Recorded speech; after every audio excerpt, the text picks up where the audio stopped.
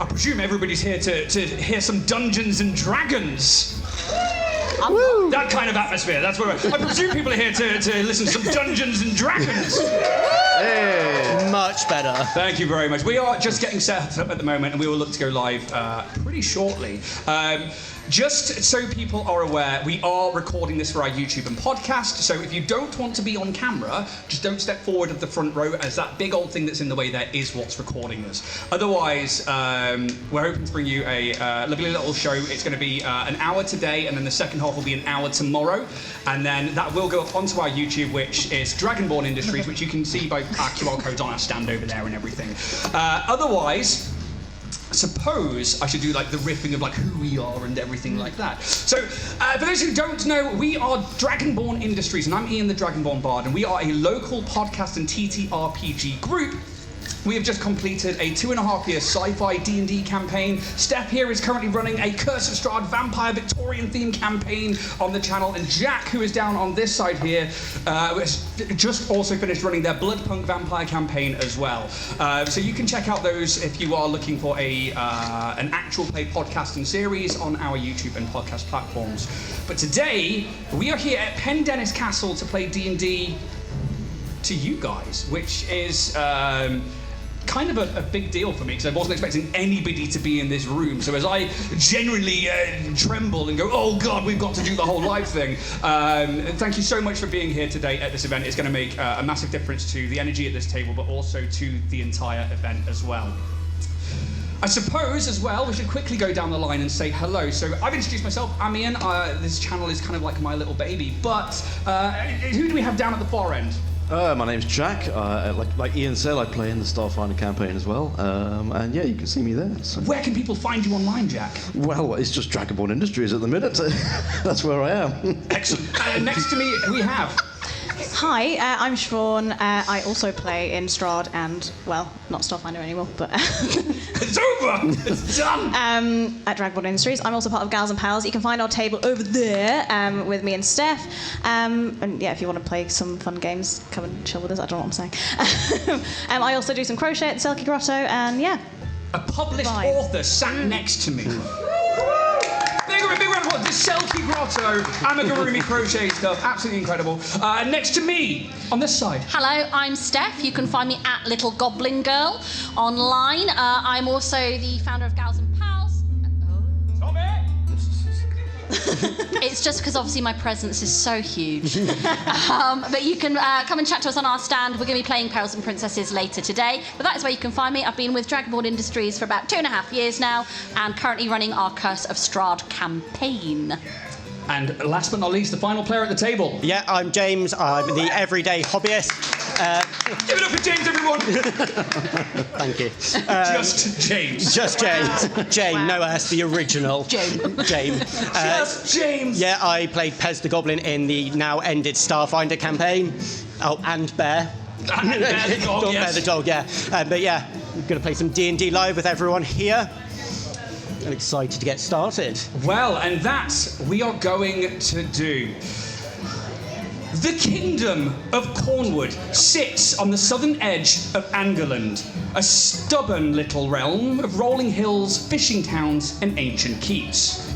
Beyond its borders stretches the Angorlish Empire, ruled by the Worm King, an ancient dragon whose armies swallow nations whole unless they yield to become another conscript to the Empire.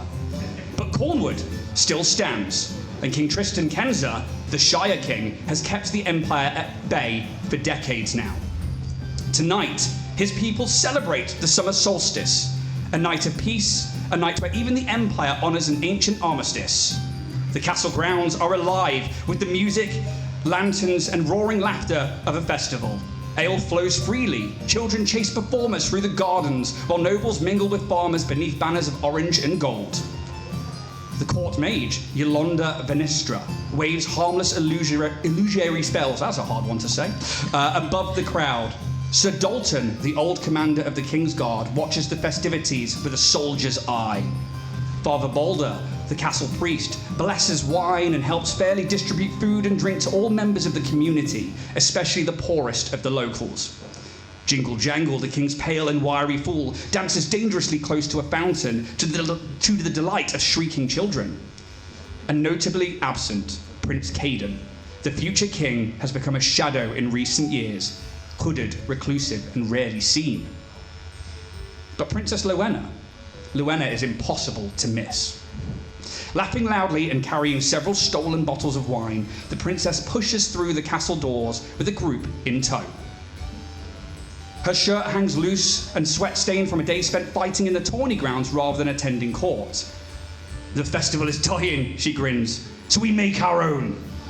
And she leads you deep into the castle, to the stacks, to the great royal library that rises in towering shelves towards the ceiling, packed tightly with dusty tomes and ancient scrolls. Lantern light flickers across polished wood and marble floors. Reading tables have already been dragged together into a makeshift drinking den. Lowena drops bottles onto the table. Come on then, she says. Take a swig. Surely one of you can keep up with me. And she thrusts the first bottle towards you. Could you describe who we see and your character and their reasons for following Lowena tonight into the library? Yep, so my character is a leonin, which is a giant lion person. You see the muscles almost packed into this formally fitting suit, almost bulging at the seams, almost ill-fitting and very struggling to be in this sort of attire. He wouldn't normally be in this. He is here on a royal order that he has received from Lowena herself. His name is Leaf. Amazing. And Leaf, as you kind of like take the bottle, do you drink heavily or are you quite reserved in this? It's reserved, but it's kind of like shaky at first, but then it's kind of like, oh, it's assumed of me that I'm going to drink, so it's kind of, I drink heartily. So as we see Leaf beginning to take part in the festivities here within the stacks, we start hearing the sound of distant fireworks outside and the revelry still going on the festival night. Next, who do we see? You see a high elf with long pointed ears, very long blonde hair, dressed in finery, like bright pinks and purples, with a little bit of a crop top situation going on where there is a gem in her belly button which acts as her arcane focus. This is clairvoyant. Clairvoyant. It's a very Steph character, that, isn't it? We start hearing as, are you partaking in the wine, or you... Absolutely. Yeah? So it's like Lowena like hands over an entire bottle to you. She's like, yeah, I'm not like the rest of you girls of court, but let's see how well you keep up. Please, princess, you just really want to keep up with me, girl. And she laughs, and like at this point we hear like the murmurs again outside of like distant, maybe like shrieking of children with jingle jangle falling into the castle fountain or whatnot. But we definitely hear that revelry outside still. Who do we see next? You see the castle's librarian, who I have to say is not having any of this nonsense in her goddamn library.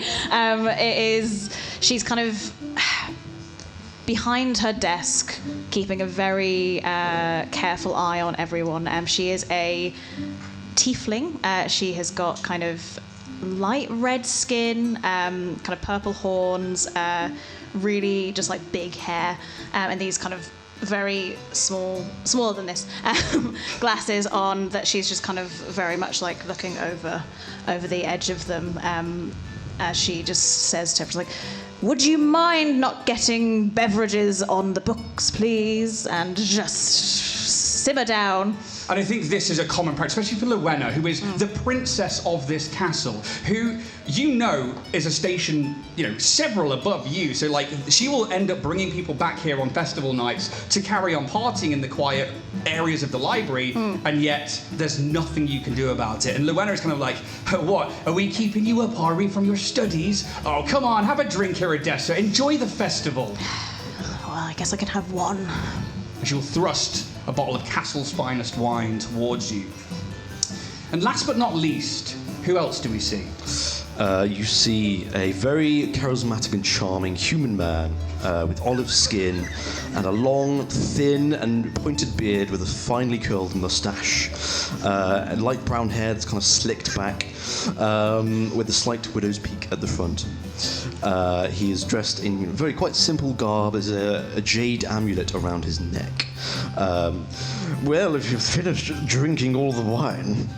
I ain't finished yet, and she'll thrust a bottle towards you. Well, if you insist, I suppose. It's not every day I'll bring somebody here into the castle grounds themselves. You should count yourself lucky, merchant.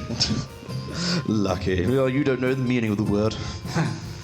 Yeah, like I don't know the meaning of it. And you say that, and it's almost like something switches in Luenna's personality. She kind of like looks down towards her feet, and there's like a mood shift on her face. And she just says, lucky. Yeah, I don't know the meaning.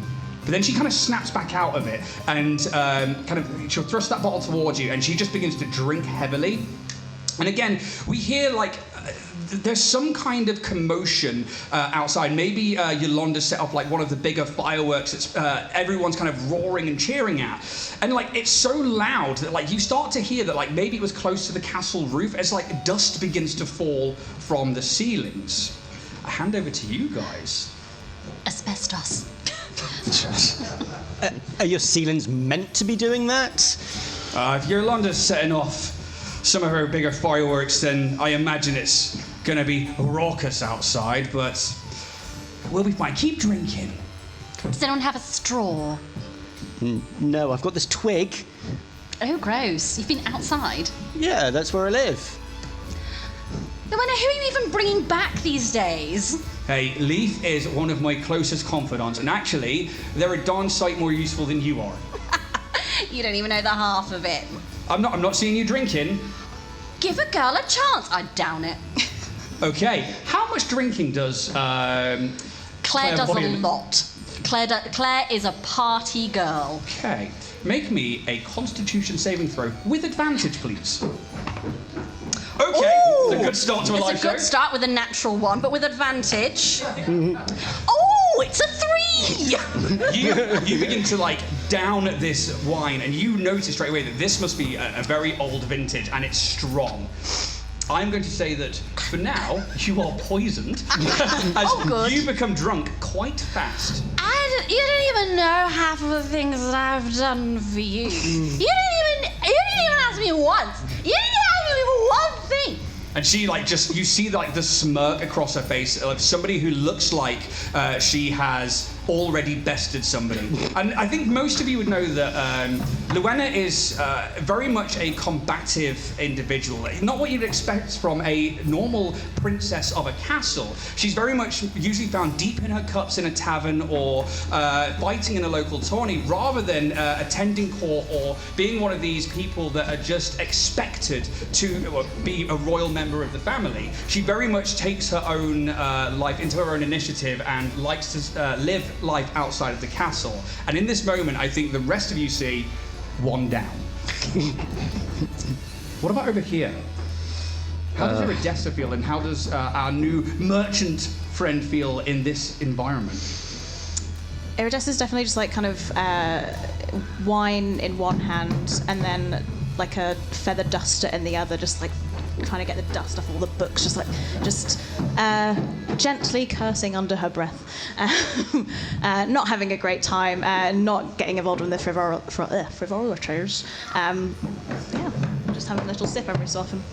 Okay, and what about Felix? Yeah, sorry, my name is Felix Lockhart, by the way. So what about you, Felix? So he definitely takes the bottle, but pretends to drink from it. He very much likes to keep himself sober, so he's purposefully not doing it. Okay, are you trying to hide this? I am trying to hide Make me a sleight of hand check, please. Okay. Ooh, that's a 19 on the dice for a 22. Okay, so you're playing a rogue today, so this is like am. your wheelhouse of like sneaking things around, being able to hide your actions. So 22. Luenna doesn't seem to notice. She just kind of like nods and smiles as if like somebody's partaking in it. And as kind of like the night begins to progress onwards, we hear that like there's more murmurings, and you know, Iridessa, that this time by this time, the castle should be quiet and people probably should be going home. But it seems like the party's continued, and that dust seems to keep falling from the ceiling. And then it starts to get louder and louder, and you start to feel those stacks, those shells start to shake and vibrate. Maybe the odd tone begins to like vibrate its way out, or a scroll falls to the ground and like bounces with like a dull foot of paper on carpet. And then there is a deafening crack. And he changes the music. There's nothing smoother than having to go to another tab and changing it. As this deafening crack tears through the library, like the sky itself splits this place open. The stone ceiling above buckles and ruptures in an instant, sending a violent shower of dust and shattered masonry crashing downwards. Great wooden beams snap like twigs as the upper gables collapse into the stacks below. Shelves topple one after another in a cascading wave of destruction, sending ancient books and burning lanterns across the chamber. Paper swirls through the air like scattering birds as flames begin rapidly climbing across the fallen timber and scattering pages. The entire room buckles beneath the impact, drowned in smoke, screams, and the roar of something enormous descending from above. A drake crashes through the roof in a storm of splintered beams and burning debris. Upon its back sits a knight in blackened plate marked with the crimson dragon of Angorland. The drake hisses smoke between dagger-like teeth. The knight draws a cruel lance and points it towards the far side of the library, past you all, towards a hooded figure standing in the dust of the falling stacks, towards Prince Caden. His face mostly covered, one bright, sickly green yellow eye piercing out from under the hood, and you wonder why you didn't see him there throughout the frivolities. As this knight, from under their helm, by order of the Worm King, the heir comes with me. Roll initiative, please, guys. Straight in. Damn. So, I need the first audience roll. So I need somebody to come up and roll a d20 for me, please, as you'll be deciding when. But come out, just step on out. There's dice right here in the barrel at the front. And you'll be deciding when this particular creature is going to be going. So we had a hand up from this person first, so they are going to take the d20 and roll it. 6, perfect. Thank you very much. That will be for the Drake and yourself. That's all right. There you go. You grab that one. Amazing. Well shared. Tell you what, take advantage on the roll, and you get to roll one as well, because this guy has surprised you guys. Oh. Okay, we'll take the 7. We'll take the 1, We'll right? take the 6 and the 7. Absolutely, I'll be doing that. So, give me 2 seconds. I now need one more roll. And I'm going to tell you now, this will be the most important roll of these 2 sessions. You are about to decide who the BBG is. Oh. I see a hand over there. If you want to come forward and roll a d6 for me, please.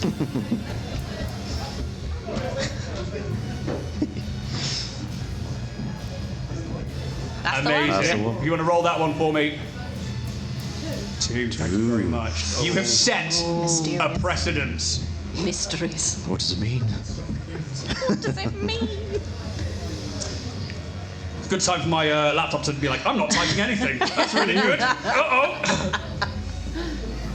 I'll remember 6 and 7. Initiative, guys. Starting over with Felix, what have we got? We've got 19. 19. Iridessa. 8. 8, okay. It's a classic Steph 5. Okay, last in the initiative. It's a 4 from me. What's great is we're going to run down the table. I don't need to remember the initiative roll. You see this this knight in full plate armor, the crimson dragon on fire of their plate, signifying that this is a knight of the Angorlish Empire, somebody who is far from home and has seemingly come for Prince Caden, who stands in the library with you. At the top of the round, Felix. This doesn't seem normal. I'm not from Cornwood, but is this normal? Is this a thing?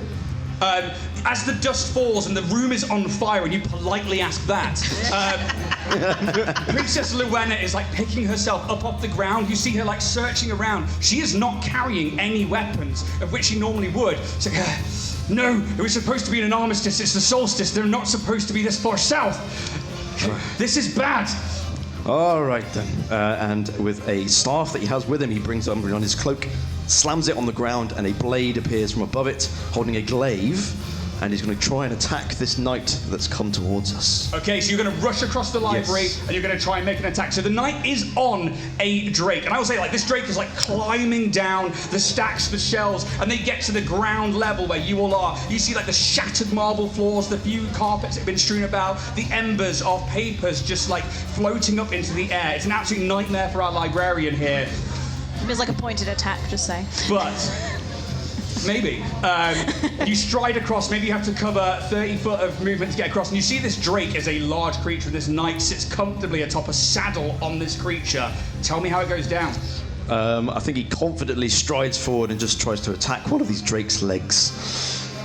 Go for it. Make the attack roll on the drake, please. Oh, that's a natural one. Oh, lovely. Do you get anything for your sneak attack if you are not anything within your special? It depends if I'm next to any of my allies at the same time. You are not next to an No. ally at this point, I'm afraid. Unfortunately not. That's a 4. Does that hit? A 4 does not Oh, hit that's a our shame. drake, I'm afraid. Anything else from Felix? That's me. Okay. Iridessa, the library, your pride and joy is on fire. The roof has collapsed. And, like, what does Iridessa do in this moment, and how does their turn look? Just cry. No. Just sits down and cries. No, she doesn't. I think, it's almost like that's something that she's going to think about later. The processing will come.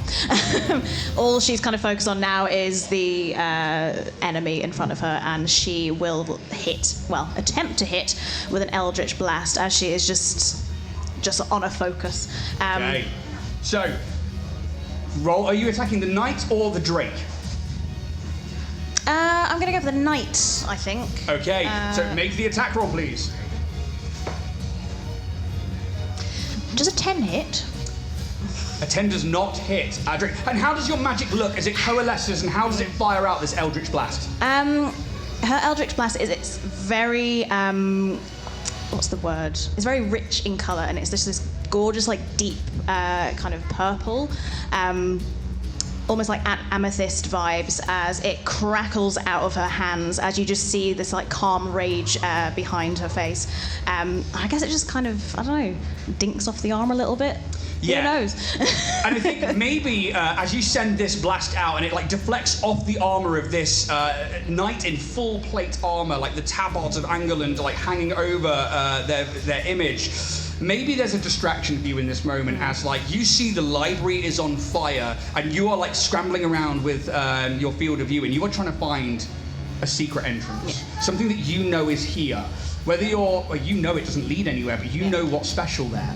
And I think you look across the library and you see this bookcase that has been near the wall, and it's been shattered inwards, and you can see the doorway to your secret location here has been ever so slightly buckled, so that it's like giving almost like it's like folded in on itself, and you can see like the creases of the door. Anything else from Iridessa? Can I get over to it or no? Yeah, you've got movement. Yeah, I've got 60 feet, I think. Yeah. No, I don't. That's a lot. 30 feet, so I'll go 30 feet over there. I'd say you probably get over to where the door roughly is, and you can see that it's not fully broken in, but like with a good inspection, to the people who don't know this is here, it would be very easily findable in the rubble. Yeah. If that's everything from you, next up is our knight, who points the lance across the room towards Prince Caden. You'll be coming with me, Prince. The Worm King has ordered it so. And you see Prince Caden kind of like move back into the shadows of one of the fallen bookcases. There's no running from me, boy. And the drake, commanded by the knight, begins to stride through the middle of the library. As they pass, who would be... In fact, actually, as they leave your threatened space, you would get an attack of opportunity. I would love if to they take wish. that, please. Yes, thank you. Oh, it's a bit better. That's a 17 to hit. A 17 hits the Drake. Oh, lovely. Lovely. Lovely. He's down here slaying dragons, you know. Casual. That will be a 9 points of damage. Slashing damage. Okay.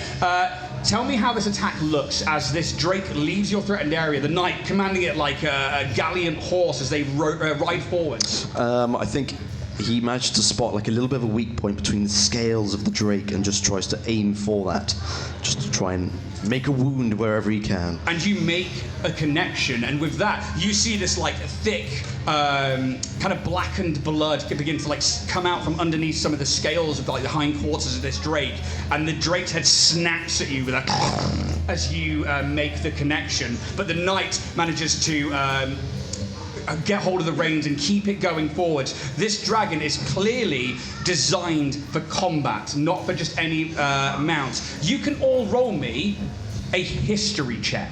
Okay. History. That is a 12 for Felix. 12 for Felix.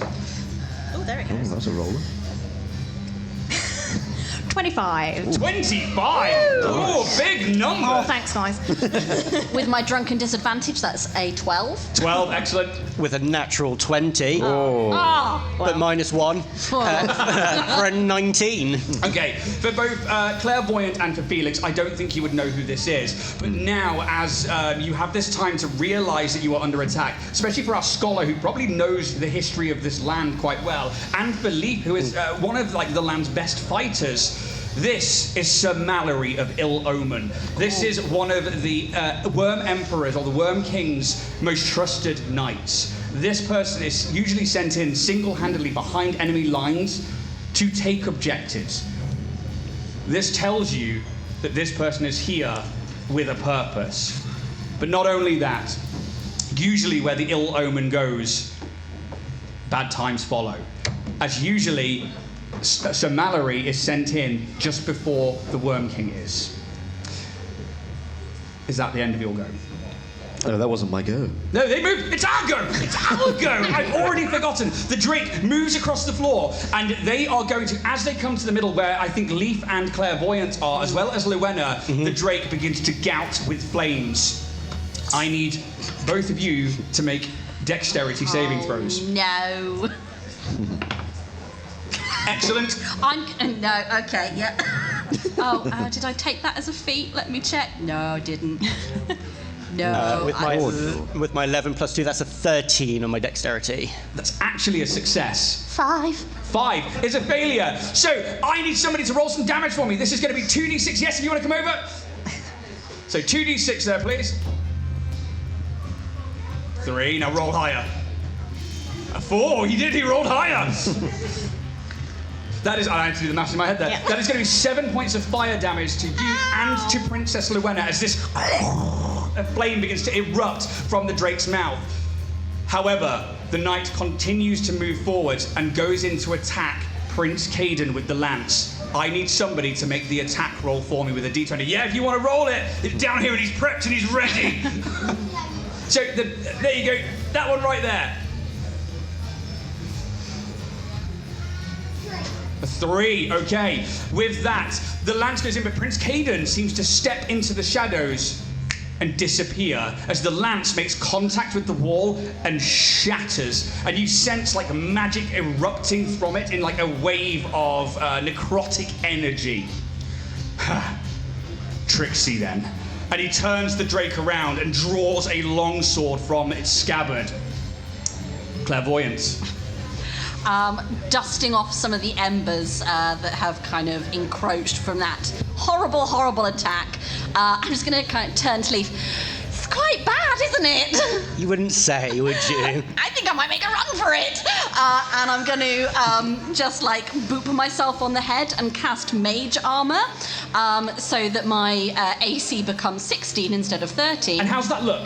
What it looks like is it's almost like It's like the animation that you used to get from Sabrina the Teenage Witch, where like the sparkles kind of like go down, and there's this like little purple shimmer now then surrounding her. I feel so buff right now, and I'm gonna just try and find somewhere to hide. Give me a perception check. At disadvantage. Okay. I'm doing really badly, guys. That is going to be 4. Okay, you dive underneath one of the tables that's been moved to one side, maybe like trying to pull in one of the reading benches there as well. And as you do so, the drake's tail smashes into it and knocks it off from on top of you, exposing you completely once again to the room. It's just really rude. Like, I'm actually not a fan. Anything else from Clairvoyant? That is everything from Claire. Leaf? Yeah, Leaf is like, now this is my sort of party. You see him kind of untangle the mane that he's tried to control, and you just kind of see a cloud of sawdust kind of billow from it. He starts ripping off his sleeves as he starts getting angry. These veins almost start sprouting leaves from his actual arms as he enters a form of rage. You begin to like move into this like state of anger, and Luenna's like, oh, he's coming for you now. You just kind of see him finish his boss and just throw it against the wall as he pulls out his great axe, and he's like, you. You finishing a bottle of wine there, mate? Yep. Give me a constitution saving throw, please. Oh, did you not learn from my mistakes? No. So that would be a 18. You are okay. You have drunk with Luenna many times before, and you are completely fine. You know what to expect with this castle's finest wine. You can move the 30 foot across the room to where I shall. Sir Mallory, and you go to meet him against the far wall as he's like, look, you can see him scanning the room for Prince Caden. Yeah. Tell me what happens. I pull out the great axe and I go for a swing. Does a 21 hit? Against the Drake or against Sir Mallory? Against Sir Mallory. Hits. And as he does it, he's like, Omen, you are mine. So that is a 15, 15 slashing damage. Oh, that is a big hit. And like, what weapon are you using? I'm using my great axe. Okay. As this attack comes in, you swing in, and like Sir Mallory's like looking around the room, and they've disregarded you completely. And you swing in with the great axe, and it connects with the breastplate, and you feel it buckle a little bit, and you hear like a little from underneath it as the helm snaps around to you, and they just look down. Okay then, looks like you're first. And he's like, but you first, as I take my second attack. Yeah. No, you first. No, you. With a 25 to hit, I'm guessing that hits him. It hits. That is 9 points of slashing damage. Okay, good to know. I'm going to knock that one down there. Whoop. Turn all my HP over here on a little roller. Oh, that's adorable. Really hard to see. Is that everything from Leaf? That's everything. Okay. Now we see like the library is beginning to fall apart more and more. The flames beginning to climb higher and higher. The books, the tomes, the scrolls are all falling to ruin, and more of the ceiling is collapsing in on the room. We hear the roar of a dragon outside, and maybe you see a shadow strafing across the sky as red flames across the roof of the next tower over, and you watch it melt to glass. The dragon is gargantuan. And you know that this must be the Worm King. However, your focus is brought back to the room. As running in, you see a bleeding cheekbone with a severe cut across it, their gown completely torn over the shoulder as they are currently casting mending over it to try and stitch it back together, as Yolanda Venestra, the castle mage, rushes into the room. The Angorlish have landed. They're coming in when there's supposed to be an armistice. Where's Caden? I was about to ask you the same question. And she looks around the room and she sees the knights, and she just sends a burst of magical energy towards them. I need somebody to make me an attack roll for Yolanda, please. Who would like to come forward and roll it? There we go. Just roll a d20 for me, please.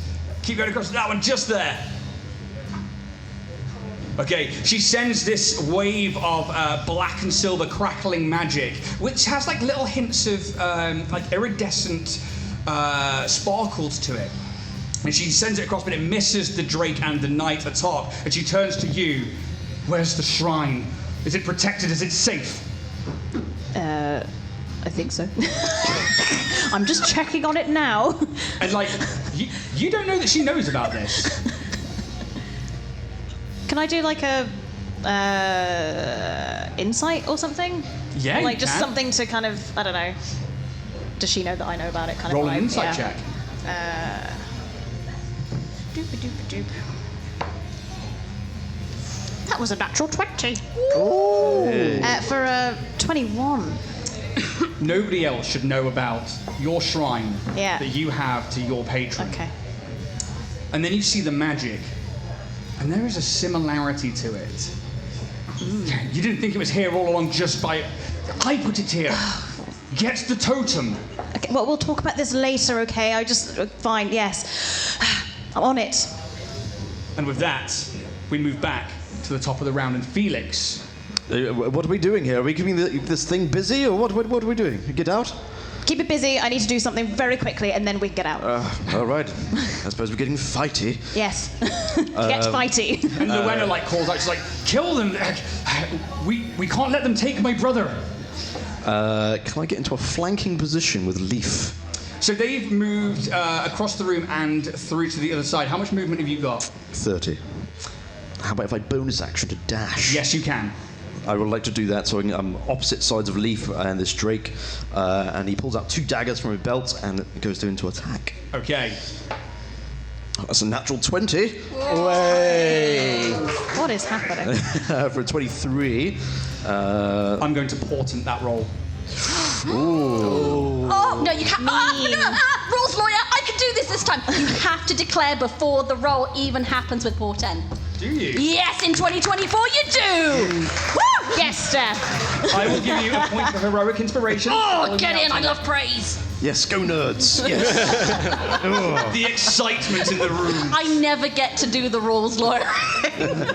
You still sense, though, that like something magical tries to take over and force this crit to miss. However, it goes through That is 13 points of piercing damage with the 1 dagger.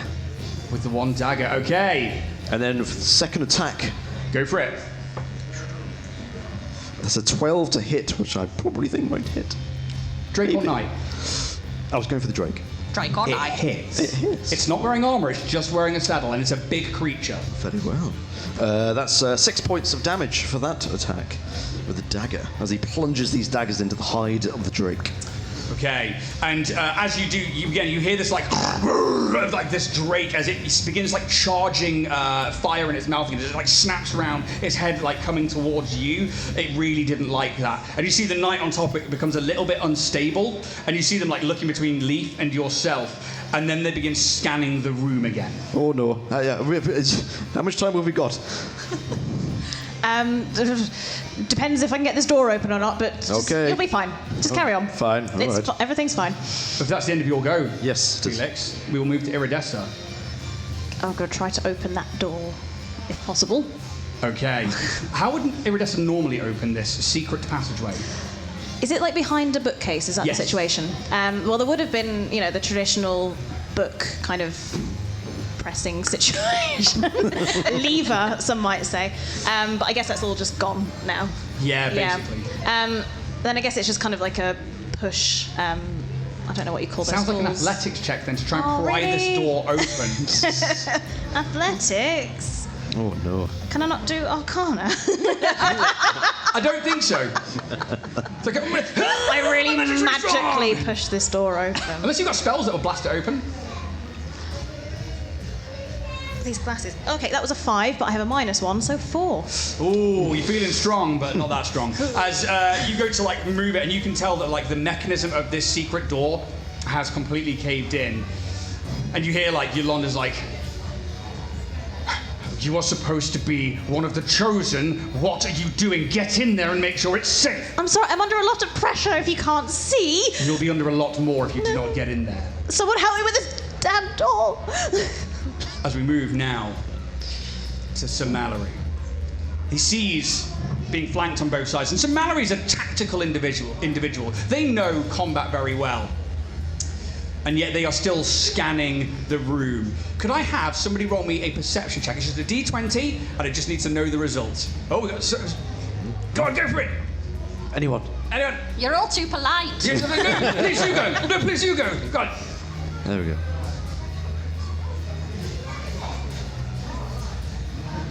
5. We see the knight looking around, and they clearly don't see what they're looking for. Fine. And they will take the longsword and they will just hack down at you, Felix. I need somebody else to roll a D20 for me, please, as we begin to hack down at our rogue. Oh, no. Help. You guys can also roll it if you so wish. It's for grown-ups too. Go on. Oh. Oh, it's travelling. That's fine. 12. 12 with a plus. 5 to the attack. Does a 17 hit Felix? That certainly does hit me. Okay. I need, please, somebody to roll me a D10 twice Oh, and a D8. Oh. saucy. There we go. 8. 16. Sorry, 2D. Yeah, that's the 2D10. Now a D8 as well, please. What? And a 1. Okay.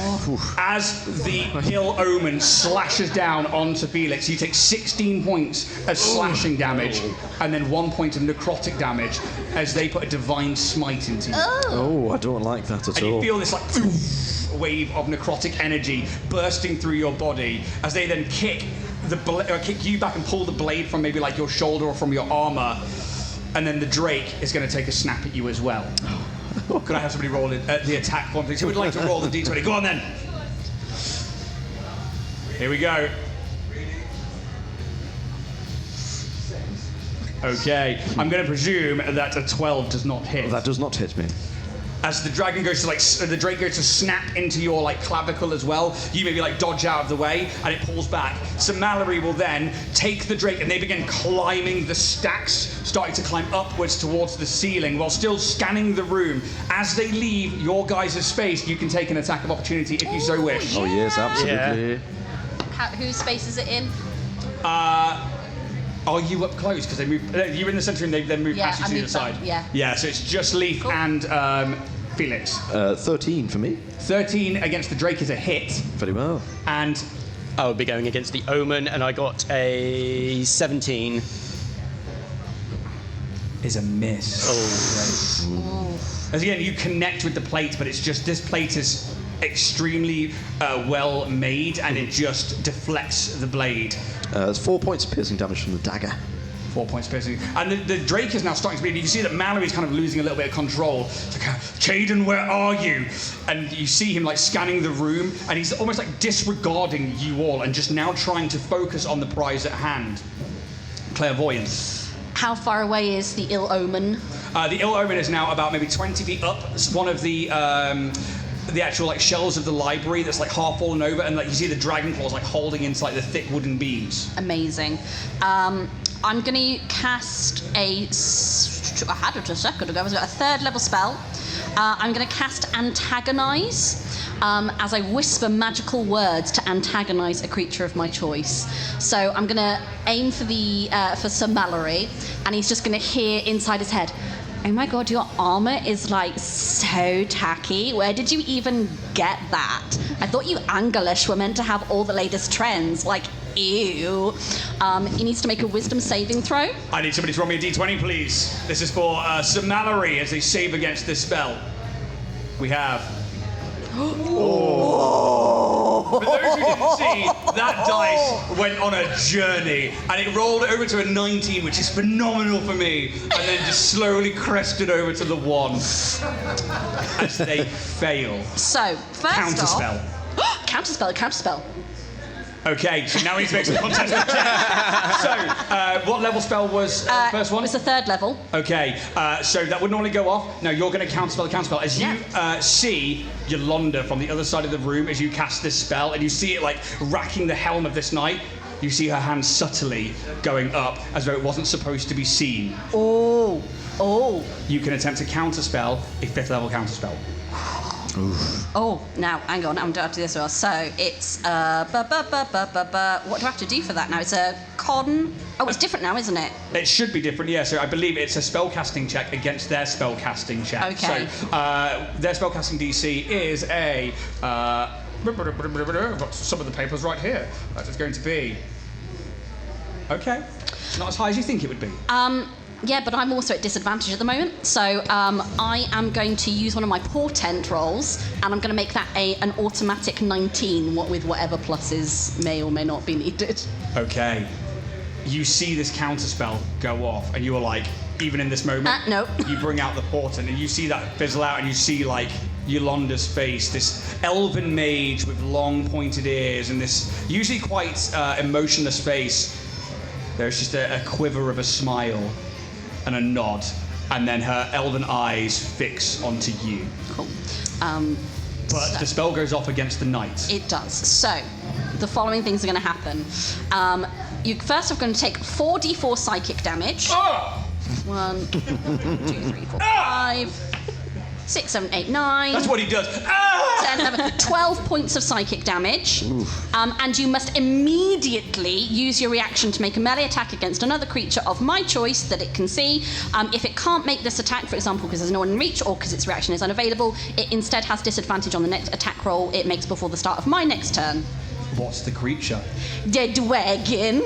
Did somebody roll Sir Mallory's attack against the dragon? He is riding it, so we will make this with advantage. So we're going to roll a d20 twice and take the higher roll. Feel free to roll it. So you roll the first one and then you roll the second one. Why don't we do that? Oh. 14 for the first one.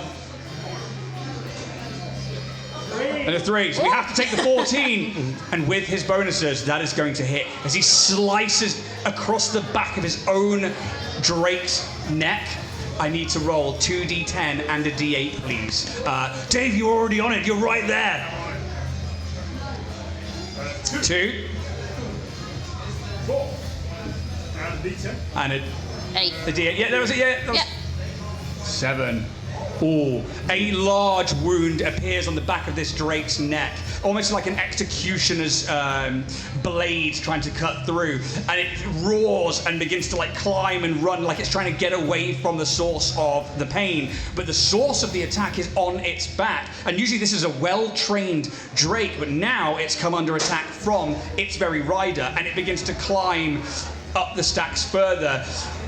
Anything else from Clairvoyant? I believe I've got a bonus action left. Oh, here we go. So I'm going to use my elven lineage and Misty Step to get myself next to, I think, Yolanda, as this like purple smoke envelops Claire. And it's like, hey, girl.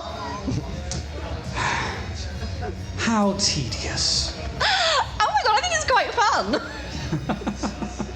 And she just quietly laughs in the chaos of the room. Leaf. You see the great axe almost be thrown to Luena, like, protect yourself, you know how to handle it. Thank you. And then you just see him pull out this maul from his other side. It's like, I said, stand down.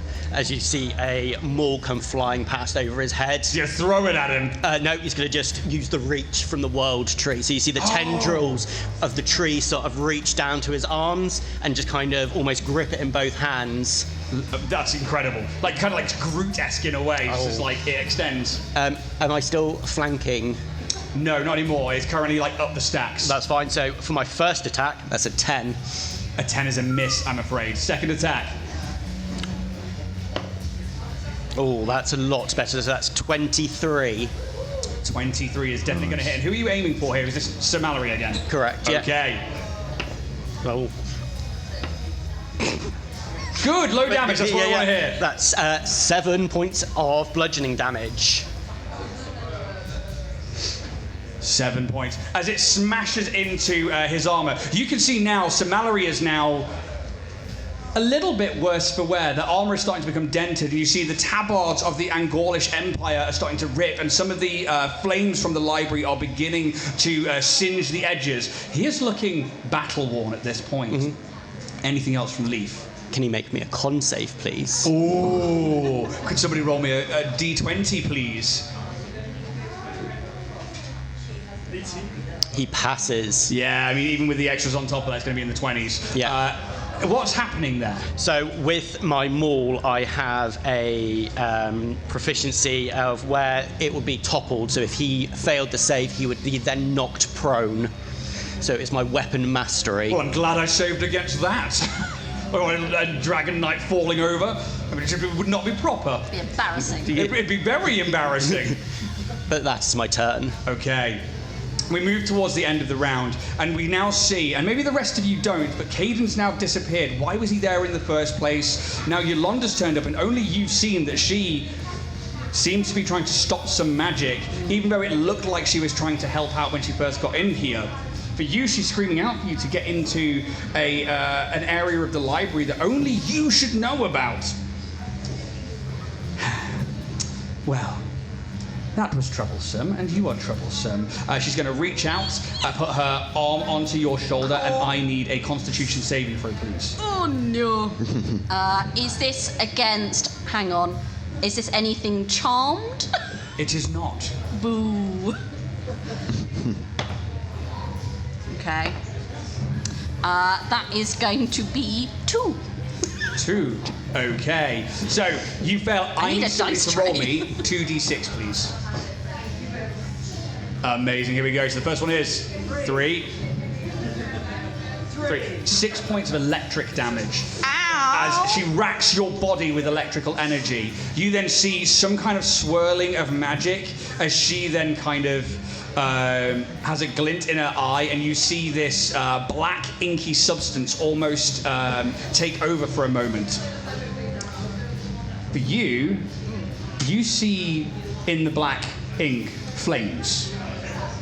The flames of another plane of existence.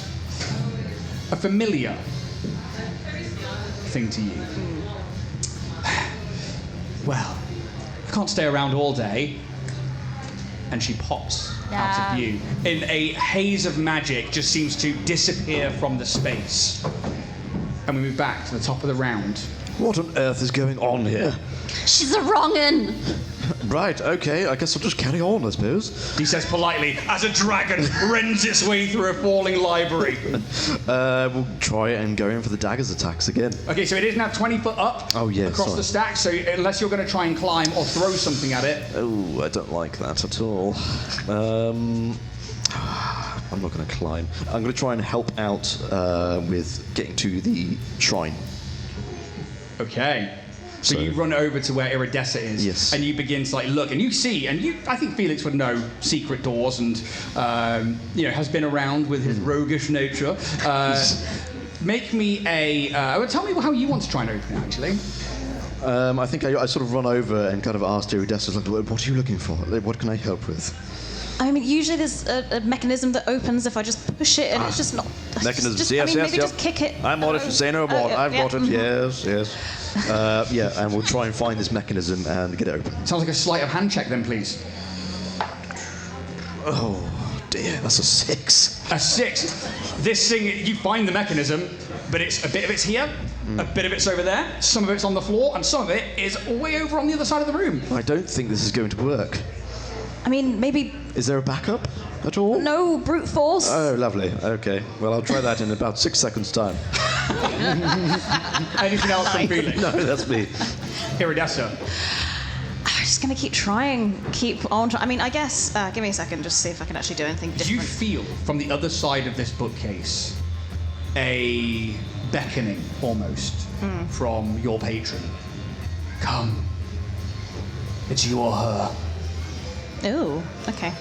I'm just going to try and do the same thing. I don't really have anything that can help with this, so I guess it'll just be in athletics again. Yep. Yep. Okay, do better. Ooh, 18, but -1, so that's a 17. You know what? You actually find a bit of the wood, and you just that beckoning calls, and you just pull one of the planks, and you create a hole big enough that you can actually see through and begin to work your way through into it. Tell me what we see on the other side of this secret doorway. It's it's not massive, but it's like a kind of 2-foot statue of it basically just looks like a devil. That is the best way I can describe it. Maybe. Oh, okay. I'm trying to think of devils now. Think Tim Curry in Legend. Oh. Nice. Yes. Pretty cool. As you make your way through, you see this devilish statue, this totem of your patron, something that only you know about here, but apparently not anymore. And it is on fire. But it's not burning away, and it is made of stone. It shouldn't be on fire. Is it magical fire, or is it like the fire that's kind of... You smell like brimstone and ash. So yeah. Actual fire. Sorry. Different types of natural fire. Okay, cool. I guess, can I take it or no? I guess. Do you reach out? I'm going to have a bit of faith in my patron in this moment, and yeah, just blindly just try and grab it even though it is on fire. Okay, as you reach out, you connect, and all of a sudden you are visually transported to a dusty red plain of sands and mountains where you see the winds constantly battering the ground around, and you see in person this devilish figure, but they are now impossibly tall as they kind of lean over you. And do you still wish to do my bidding? Why, yes. Yes, I do. What do you crave from me? What do I what? Crave? Yes, crave. Well, I crave, that's a funny word, to be, maybe these dragons and the people upon them to be maybe, not in the air and maybe dead. That would be great. But a deal has already been made with me to bring them here. Well, you're making deals with other people now. I make deals with many people. Well, okay. If you wish, though, you can make a deal with me, and I can see what I could do. What kind of deal are we talking? Your servitude, in the form of your soul. Yes. If you wish, when your time here is over, you could become one of my champions here in my armies. Oh, do you have an excellent library in your army? Because you see, mine's just in smoke, and it's not great. And you see, the ground itself begins to burn, and flames begin to rise from it. But yet you are not affected by this. The fires will burn, yes, but when you are within my service, it matters not. Why not? Do you exchange your soul? Yes. Okay. Oh, this isn't a long-term character. It's fine. Exactly. You don't feel any different in the moment. However, all of a sudden you are back in the room, and that stone effigy is gone. You can level up twice. Hell yeah. Well. But you can have that ready for next time. Yes. As the actual corridor begins to collapse around you, and you move out back into the space, and you can see that more flames are starting to rise, but you don't seem to be affected by them. They no longer feel like they would bother you. Anything else from yourself? I can't do anything else now, can I really? No. Okay. I'm just going to look around with a sense of superiority at everyone. You see the drake is climbing up, and they are losing control. I need somebody to make me a check for Sir Mallory to see if he can keep control of this drake, please. This is a D20 roll. If anybody wants to make that one, they can make it. Excellent, there we go. I can't stop that kid wrong. 14, okay. You see that they managed to just get control back of the drake, and the drake is bleeding profusely, and they look around the room. And you see they begin to pull on the reins, and the dragon begins to claw its way up until it reaches the crest of the hole that was blown in the roof. Until next time then. Before he goes anywhere, would you say he was within 30 foot of me? I would. So you see the wood of the bookcase kind of come back to life, these branches twist and reel out of it. Can it make me a strength saving throw, please? I need a strength saving throw, yeah? Is this from the drake or from the dragon? It will be... A dragon or the knight? From the knight. From the knight. Strength saving throw, please. Okay. What's the save DC? 16. With a 17 on the dice with Yeah. their pluses. They, like, these vines come out and try to grab them. They just snap 3 of them and, like, look down towards you. You see, like, the fire reflected in their, like, blackened armor. And they begin to move as the drake pulls its way to the top and disappears over the side. And you hear the roar and howl of a dragon still strafing the castle from outside. And then, for a brief moment, all that remains inside is a crackle of flame and the groaning of collapsing library around you. Luenna, I'm glad I brought you guys inside. And then the castle bells begin to ring. Not for celebration. You would know these to be the bells of death. Luenna is already moving, grabbing what weapon was it you threw over? It was my... I went off it now. It was my great axe. She grabs the great axe, maybe it like landed on the feet next to her, and from out of the rubble, she's the throne room. She snarls, panicking. Finally, kind of like crosses her persona. It's the first time you see her crack under any kind of like combative pressure. If they breach the castle, God's my father. You rush into the corridors of Castle Kensa as the world seems to come apart around you. Servants flee in terror through smoke-choked hallways. Wounded guards stagger past clutching bloody wounds. Torn banners burn along the stone walls, while somewhere deeper in the keep, steel clashes against steel in a desperate battle. The deeper you push into the castle, the stranger it becomes. Guards lie dead, doors hang open, and entire corridors are empty when they should be swarming with defenders. As though someone had known exactly where to strike. Finally, you reach the great doors of the throne room. One hangs partially open, its iron hinges twisted with broken... But not just like physical decay, like you see some of it's been like pitted away, some of it has been like twisted and melted. Very unnatural. Firelight flickers across the stone floor within, and as you step in, there beyond the threshold, the Shire-King lies motionless beside his throne, blood pooled beneath him, and standing near the body, Prince Caden with a dagger in their hand, dripping with blood. And we will see you tomorrow for part 2. Drama. Thank you very much for coming out and watching us play some live D&D. Again, we'll put this up on YouTube. It'll probably be out for YouTube members first, and then it'll be out for everybody else afterwards. Otherwise, thank you. You guys were amazing. Thank you for doing my dice rolls for me. Give it up for you. And then give it up for this side of the table. And for this side of the table. And then for me. Thank you very much, guys. We've been Dragonborn Entries. Gals and Pals will be here with us live at 1:30. 2:30, because we're already past that time. We're back in time. Thank you, guys. Enjoy the rest of your day. Thank you. Cheers.